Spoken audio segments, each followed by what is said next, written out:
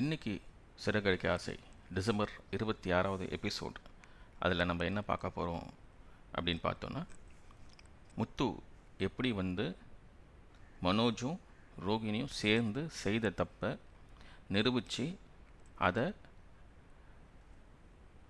விஜயா மூலமாக அந்த தண்டனையை கொடுக்க வைக்கிறது தான் இன்றைக்குள்ள எபிசோட். அதை நம்ம போய் பார்த்துடலாமா? மக்கள் அனைவருக்கும் கேகேஎஸ் கான்டென்ட்டின் வணக்கங்கள்.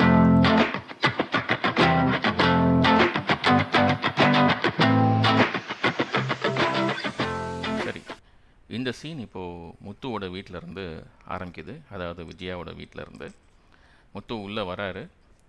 விஜயா, அண்ணாமலை, ரவி ஒய்ஃபு, அப்புறம் மீனா, ரோஹிணி, அப்புறம் மனோஜ், இவங்க எல்லாரையும் கூப்பிட்டு எல்லாரையும் லிவிங் ஏரியாவுக்கு வர சொல்கிறாரு. எல்லோரும் லிவிங் ஏரியாவுக்கு வராங்க.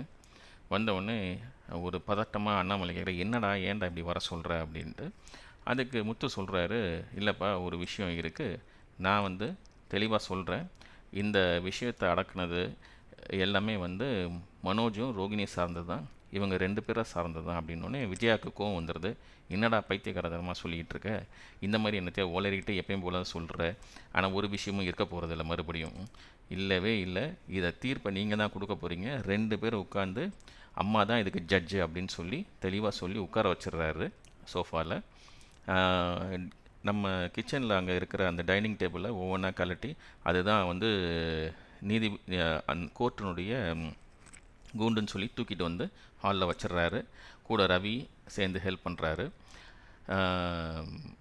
மனோஜை டே இதுக்குள்ளே நில்லுடா அந்த கூண்டுக்குள்ளே அப்படின்னோடனே மனோஜுக்கும் என்னடா பைத்தியக்காரத்தனமாக பண்ணிகிட்ருக்கேன்னு, டே இப்போ நீ வரலன்னா அவ்வளோதான் பார்த்துக்கோன்னு சொல்லி கோவத்தோட முத்து பேசுகிறாரு. அப்போ அந்நேரம் ரோகிணி என்ன முத்து நினச்சிட்ருக்கீங்க, சும்மா இல்லாமல் உங்கள் அண்ணனை மறுபடியும் மிரட்டிகிட்ருக்கீங்களான்னு கேட்கும்போது, இல்லை நீ பேசாமல் இரு, இதுக்கும் உனக்கும் சம்மந்தம் கிடையாது, ஒழுங்காக அவனை போய் நிற்க சொல்லணும்னு அவன் நிற்க மாட்டேங்கிறான். மனோஜ் நிற்க மாட்டேங்கிறாரு. ஒரே இழுத்துட்டு உள்ளே தள்ளி விட்டோன்னே உள்ளே போய் அந்த கூண்டு மாதிரி இருக்கிற அந்த டைனிங் டேபிளோடைய கால் முன்னாடி உள்ளே போய் நிற்கிறாரு. இன்னொன்று பழைய விஷயங்கள்லாம் சொல்கிறாரு. நம்ம எல்லாருக்கும் தெரியும்ப்பா, யார்கிட்ட, அண்ணாமலைட்டையும் ரோகிணி விஜயா கிட்டேயும் இந்த மாதிரி நம்ம எல்லாருக்கும் தெரியும்ப்பா, இந்த 27 லட்சத்தை இவன் தான் ஆட்டையை போட்டான், எடுத்துகிட்டு வீட்டை விட்டு ஓடி போய் ஜீவா இவன் லவ் பண்ண பொண்ணு கூட கல்யாணம் பண்ண போகிறேன்னு சொல்லிட்டு அந்த 27 லட்சத்தையும் அந்த பொண்ணுகிட்ட ஏமாற்றி விட்டுட்டான். இதுதான் தெரிஞ்ச விஷயமாச்சேடா அப்படின்னு சொல்லி ரவி கேட்கும்போது, இல்லைடா அதுக்கப்புறம் தான் விஷயமே இருக்குது, இது எல்லாருக்கும் தெரியும், ஆனால் இதுக்கப்புறம் தான் விஷயமே இருக்குது அப்படின்னு சொல்லிட்டு முத்து சொல்கிறாரு. அப்போ எல்லாம் ஆவலோட, என்ன முத்து சுயக்கமாக சொல்லுங்கள், விஷயத்துக்கு வாங்க, அதை விட்டுட்டு திரும்ப தெரிஞ்ச விஷயமே சொல்லிக்கிட்டு இருக்கீங்க அப்படின்னு சொல்லி கேட்குறாங்க. அப்போ முத்து சொல்கிறாரு, இப்போ இந்த 27 லட்சத்தை இவன் தான் எடுத்துகிட்டு போனான்றதுக்கு சாட்சியோட நமக்கு எல்லாருக்கும் தெரியும். அதே மாதிரி அந்த 27 லட்சம் 30 லட்சமாக திரும்ப இவனுக்கு கிடச்சிருக்கிறது சாட்சியோடு என்கிட்ட இருக்குது அப்படின்னோடனே வீட்டில் எல்லாருமே ஷாக் ஆகிடுறாங்க. கிடச்சிருச்சா அப்படின்ட்டு. இப்போ அண்ணாமலை கேட்குறாரு, டே என்னடா சொல்கிற, நிஜமாவே 30 லட்சம் மனோஜுக்கு வந்துருச்சா அப்படின்னா, ஆமாப்பா வந்துருச்சு அப்படின்னோடனே அப்போ ரோஹிணிக்கு ஒரு பதற்றமாக இவனுக்கு ஏதோ விஷயம் தெரிஞ்சிருக்கு, ஆனால் முழுசாக தெரியலன்னு சொல்லி அவங்க மனசுக்குள்ளேயே பேசுகிறாங்க. பேசிட்டு இதை எப்படியாவது தடுக்கணும்னு சொல்லிட்டு முத்துக்கிட்ட ஓங்கி பேசுகிறாங்க.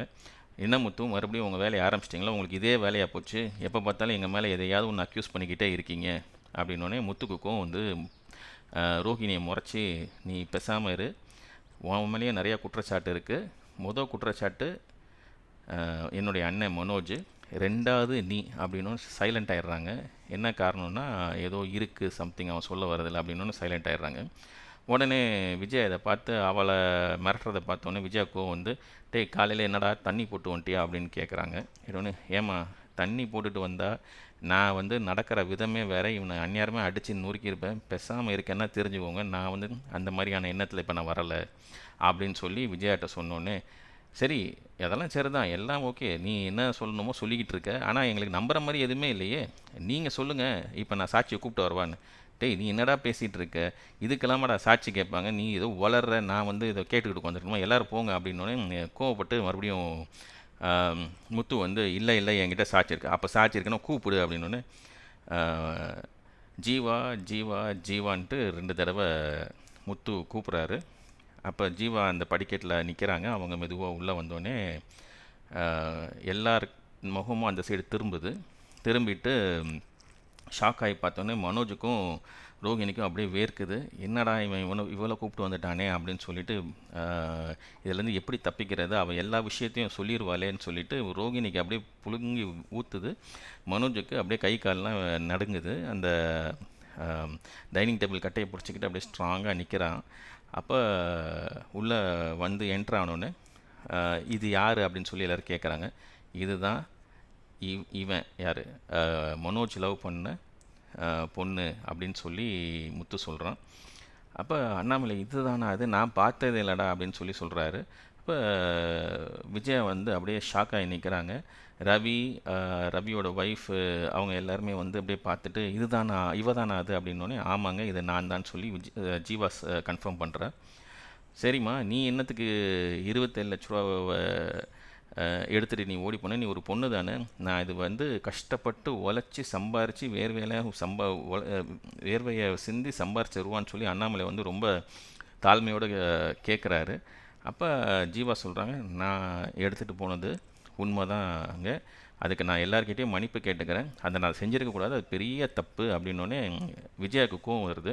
ஏன்டி நீ இதெல்லாம் செஞ்சுக்கிட்டு இருக்க, ரூபாவையும் கொடுக்க மாட்டேங்கிற, இங்கே வந்து கொழுப்படுத்து போய் இந்த மாதிரி விஷயத்த நீ வந்து சொல்லிக்கிட்டு இருக்க, இப்போ நான் உடனே போலீஸ்க்கு தான் சொல்லணும்னு சொல்லி டேய் ரவி போலீஸை கூப்பிட்றா அப்படின்னு சொல்லிட்டு விஜயா வந்து சொல்கிறாங்க. உடனே ஜீவா வந்து சிரிச்சிட்டு போலீஸை கூப்பிட்டீங்கன்னா உங்கள் பையனை தான் அரெஸ்ட் பண்ணிட்டு போகணும், அதனால் போலீஸை கூப்பிட்றது வேஸ்ட்டு, விஷயத்துக்கு வரேன் நான் அப்படின்னு சொல்லிட்டு ஜீவா வந்து சொல்லுவாங்க. இந்த மாதிரி வந்து 27 லட்சத்தை நான் எடுத்துகிட்டு போனது உண்மை, அந்த 27 லட்சத்தை எடுத்துகிட்டு போய் நான் கனடாக்கு போயிட்டு திரும்ப வந்து அந்த 27 லட்சத்தை 30 லட்சமாக வட்டியோட உங்கள் பையன் என்கிட்ட வாங்கிட்டதும் உண்மை தான் அப்படின்னோடனே அண்ணாமலை ஷாக் ஆகணுன்னே கேட்குறாரு. அண்ணாமலை என்னம்மா சொல்கிற, டேய் மனோஜ் இவங்க சொல்கிற சரிதானா, 30 லட்சமாக நீ வாங்கியிருக்க, எனக்கு 27 லட்சமுமே வந்து தெரியாது, மேற்கொண்டு 3 லட்ச ரூபா எக்ஸ்ட்ரா வாங்கியிருக்கேன்னு சொல்கிறாங்க, இது சரிதானாடா அப்படின்னு கேட்கும்போது எப்பா அப்படிலாம் ஒன்றும் கிடையாதுப்பான்னு மனோஜ் அண்ணாமலையை பார்த்து இந்த ஜீவா வந்து பொய் சொல்கிறா, இவ எப்போ வந்தானே எனக்கு தெரியாது அப்படின்னோடனே ஜீவாவுக்கு வந்து கோவம் வருது. கோவம் வந்தோடனே எனக்கு நல்லா தெரியும் மனோஜ் நீ இந்த மாதிரி பொய் சொல்லுவேன்னு சொல்லிட்டு அப்படின்னு சொல்லி ஜீவா சொல்கிறாங்க.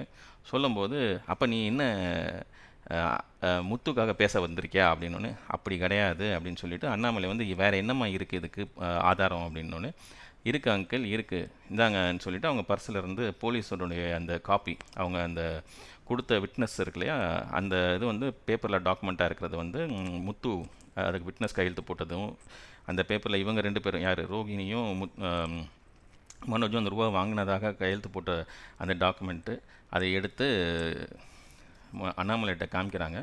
காமிக்கும்போது ரவி அதை வாங்கி படிச்சுட்டு ஆமாப்பா சரிதான் முத்து கையெழுத்து போட்டிருக்கான், இவங்க 2 பேரும் கையெழுத்து போட்டிருக்காங்க, இந்த மாதிரி வந்து 30 லட்ச ரூபா கொடுத்தாச்சு அப்படின்னு சொல்லிட்டு அண்ணாமலை வந்து பயங்கர ஷாக்கு. அதை விட ஷாக்கு விஜயாவுக்கு, நிஜமாக தான்டா சொல்கிறாங்களா அப்படின்னு சொல்லிட்டு அவள் அப்படியே நிற்கிறா. அப்போ ரோகிணி விஜயா வந்து கேட்குறாங்க இது ரைட்டு, ஆனால் ரூபா எங்கே கொடுத்த அப்படின்னோடனே உடனே இன்னொரு டாக்குமெண்ட் எடுக்கிறாங்க, அது பேங்க் ஸ்டேட்மெண்ட்டு. அதில் வந்து பார்த்திங்கன்னா ஜீவா வந்து சொல்கிறாங்க இந்த மாதிரி 5 மாதத்துக்கு முன்னாடி என் அக்கௌண்ட்லேருந்து மனோஜ் அக்கௌண்ட்டுக்கு 30 லட்ச ரூபா போலீஸ் ஸ்டேஷனில் வச்சு நான் ட்ரான்ஸ்ஃபர் பண்ணதனுடைய டாக்குமெண்ட் இது தான் அப்படின்னு சொல்லி கொடுத்தோன்னே அதை வந்து ரவியோட ஒய்ஃப் அவள் வாங்கி அதை திறந்து பார்த்தோன்னே ஆமாம் ஆண்டி கரெக்டு தான் இவங்க சொல்கிறது அப்படின்னோடனே இதை சொல்கிறதுக்கு தான் வந்தேன், இதில் இன்னொரு முக்கியமான விஷயம்னு சொல்லி ஜீவா சொல்கிறாங்க. மனோஜ் வந்து 27 லட்சத்தை தான் வந்து நான் வாங்கிட்டு போனேன், ஆனால் இந்த ரோகிணி இருக்காங்களே ஒரு ஸ்டெப்பு மேலே போய் வட்டியோட 3 லட்ச ரூபா எக்ஸ்ட்ரா வேணும்னு சொல்லி அவங்க தான் வந்து 30 லட்சமாக ரவுண்ட் ஆஃப் பண்ணி அதை கேட்டாங்க. ஸோ அந்த 30 லட்சத்தை ரவுண்ட் ஆஃப் பண்ணி போலீஸ் ஸ்டேஷனில் வச்சு நான் மனோஜ் அக்கௌண்ட்டில் ட்ரான்ஸ்ஃபர் பண்ணது ரோகிணியால் தானே தவிர்த்து வேறு ஒன்றுமே கிடையாது. இது போக இன்னும் ஒரு விஷயம் சொல்கிறேன், இந்த பணத்தை எடுத்துகிட்டு மனோஜை வர சொல்லணுன்னே நாங்கள் ஓடி போய் கல்யாணம் பண்ணியிருந்துருக்கலாம், ஆனால் எப்போ வந்து தன்னுடைய சொந்த வீட்டில் அப்பாவுடைய ரிட்டையர்மெண்ட் பணத்தை என்றைக்கு திருடி என்கிட்ட வந்து வாழ்கிறதுக்கு வரானோ அப்போவே நான் டிசைட் பண்ணிட்டேன், ஒரு காலகட்டத்திலையோ இல்லை ரொம்ப சீக்கிரமாகவே என்னையும் இவன் ஏமாற்றி என்னையும் இந்த மாதிரி விட்டுட்டு ஓடி போயிடுவான்ற பயத்தில் நான் வந்து இவனுக்கு கொஞ்சம் முன்னாடி முந்தி அந்த 27 லட்சத்தை எடுத்துகிட்டு நான் கனடா கிளம்பிட்டேன். இந்த பணம் எனக்கு நல்லா ஹெல்ப் பண்ண தான் செஞ்சுது. ஆனால் இது நான் பண்ணது பெரிய தப்பு, என்னை எல்லோரும் மன்னிச்சிடுங்கன்னு சொல்லிவிட்டு அவள் வெயிட் பண்ணுறா. அப்போ முத்து வந்து, ஜீவா நீங்கள் வந்த வேலை முடிஞ்சிருச்சு, நீங்கள் இனி கிளம்பலாம், நாங்கள் எங்கள் வேலையை நாங்கள் பார்த்துக்குறோம் அப்படின்னு சொல்லிட்டு தேங்க்ஸ்ன்னு சொல்லிவிட்டு அங்கேருந்து ஜீவாவை அனுப்பிச்சோன்னே ஜீவாவோட லுக்கும் ரோகிணியோட லுக்கும் ஒரு பெரிய டைரக்ஷன் வைக்கிறாங்க அந்த இடத்துல. அப்போ ரோகிணிக்கு வந்து புழுங்கி ஊற்றி அவன் மனோஜுக்கு டென்ஷன் ஆகி அப்படியே என்ன செய்கிறேன்னு தெரியாமல் ஜீவா போனதுக்கப்புறம் அண்ணாமலை சைடு வந்து ஃபோக்கஸ் வைக்கிறாங்க. அப்போ அண்ணாமலை என்ன சொல்கிறாரு, ஏன்டா இப்படி பண்ண, இந்த சைடு வாடா அப்படின்னு சொல்லிட்டு கூப்பிட்றாரு. கூப்பிட வந்துட்டு என்னடா பண்ணி வச்சுருக்க அப்படின்னு கேட்குறாரு. கேட்கும்போது இல்லைப்பா அதுப்பா இதுப்பான்னு மழுப்பி தள்ளுறாரு மனோஜ். அப்போ விஜயா வந்து உடனே இங்கே வாடான்னு சொல்லி மனோஜை கூப்பிட்றாங்க. அப்போ ஏன்டா இப்படி பண்ண, எனக்கு கூட நீ சொல்லலை 30 லட்சம் வாங்கியிருக்கேன்ட்டு, இந்த 30 லட்சத்தில் தான் வந்து இந்த கடையை நடத்துறியா அப்படின்னு கேட்டால் ஆமான்னு சொன்னோன்னுமே அது ஒரு பெரிய ஷாக்கு. அப்போ முத்து கேட்குறாரு, அப்போ ரோகிணி மாமனார் தானே 30 லட்சத்தை கொடுத்தாதா சொன்னேன், இப்போ அவங்க மாமனார்ட்ட இருந்தும் வரலை, அப்போ இந்த பணம் அப்பாவோட பணம், அந்த அப்பாவோட பணத்துலேயே நடத்திட்டு மாமனார் கொடுத்ததா சொல்லி நாடகம் ஆடியிருக்கு அப்படின்னோடனே விஜயாவுக்கு ஒரே ஷாக்கு. அப்போ மனோஜோடைய கழுத்தை பிடிச்சிக்கிட்டாங்க விஜயா. வச்சுட்டு உண்மையை சொல்கிறா, ஏன்டா இப்படி பண்ண ஏன்டா இப்படி பண்ணன்னொடனே மனோஜ் அப்படியே பதட்டத்தில் இதெல்லாம் செய்ய சொன்னது ரோகிணி தாம்மா, இல்லைன்னா நான் இதை செஞ்சுருக்கவே மாட்டேன், அவள் சொல்லி தான் நான் செஞ்சோன்னொன்னே அந்த நேரத்தில் டைரக்ஷன் வைக்கிறது ஃபோக்கஸ் வந்து ரோகிணி டு விஜயா வைக்கிறாங்க. மனோஜ் நீ தள்ளுடா அப்படின்னு சொல்லிட்டு ரோகிணி பக்கமாக நடந்து போய் ரோகிணியை கேட்க போகிறாங்க யார், விஜயா. அதோட கட் பண்ணிட்டாங்க. ஸோ சிறகடிக்க ஆசை இந்த டிசம்பர் 26வது எபிசோடு இதோடு முடிச்சிடுறாரு டைரக்டர். இதுக்கு அடுத்து ப்ரோமோ வந்திருக்கு. அந்த ப்ரோமோ என்ன சொல்லுதுன்னா, நாளைக்கு வந்து விஜயா வந்து எப்படி ரோகிணியை கொஸ்டின் பண்ணுறாங்க, அந்த இடத்துல என்னென்ன மாதிரி ட்விஸ்ட்டு வந்து ரோகிணி கொடுக்க போகிறாங்கன்றதை நம்ம நாளைக்கு பொறுத்திருந்து தான் பார்க்கலாம். இதனுடைய கண்டினியூஷன் என்னவா இருக்கும்னு நீங்கள் நினச்சிங்கன்னா நீங்கள் எனக்கு கமெண்ட் பண்ணுங்கள். இது போக இந்த என்னுடைய விஷயங்கள் உங்களுக்கு பிடிச்சிருந்ததுன்னா எனக்கு சப்ஸ்கிரைப் பண்ணுங்கள். நான் கொடுக்கக்கூடிய கண்டென்ட்ஸ் வந்து ரொம்ப நல்லாயிருக்கும்னு நினைக்கிறேன். நிறைய இன்ட்ராக்ஷன் செக்ஷன்ஸும் அடுத்து வரும். ஸோ அதுலேயும் நம்ம நிறைய பேர் பேசலாம். ஸோ இது வரைக்கும் ரொம்ப தேங்க்ஸ்.